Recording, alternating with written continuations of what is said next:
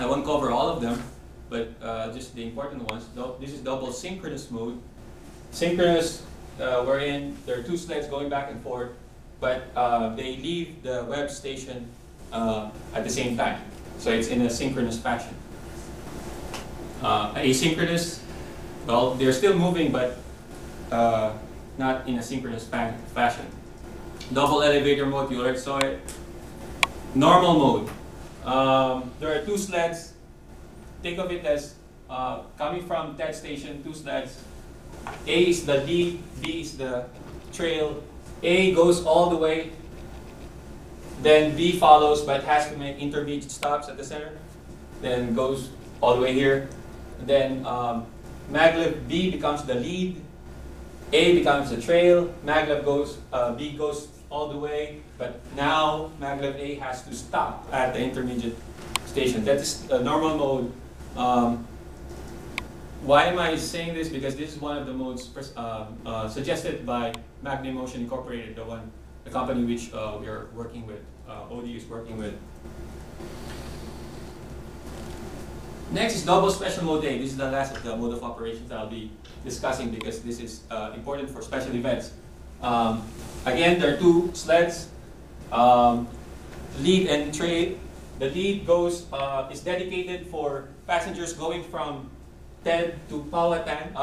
From Powhatan to TED, and the other sled is dedicated for passengers coming from Webb to TED. Because remember, for special events, all the they're trying to attend the basketball events. So this mode is specifically designed for special event purposes.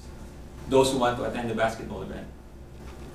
So next, I need to know. I have to know how to characterize or the performance metrics. So these are my figures of merit. This enables me to compare the best modes of operation, the best modes. Just give an example. I needed to know the delay time, average waiting time of a person in a queue. The others, I need operational cost, vehicle acquisition cost. This whole chart was given by MagneMotion. It provides information on energy consumption per kilowatt hour.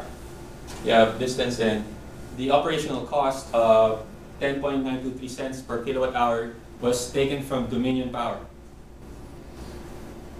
And this chart shows the vehicle acquisition cost for 12 passengers, 24 passengers. Again, it came from MagneMotion. And since the initial chart showed only the cost for a train which has 12 and 24 seat capacity, I had to extrapolate higher seat capacities until 81 seats. So I use a linear function. Of course, it may be a different, it may be a curve, I don't know, but without any other information, I use a linear function to extrapolate the other values. So with all the inputs, with the model and all that, now is my time to simulate. But there are things that I needed to consider for the simulation. First is the duration of the simulation, how long. So I used, it depends. For class, I consider 20 minutes prior to the class itself. The important thing to remember is I didn't have to simulate the whole 24 hours. I just need to pick a particular simulation time or duration. Replication number.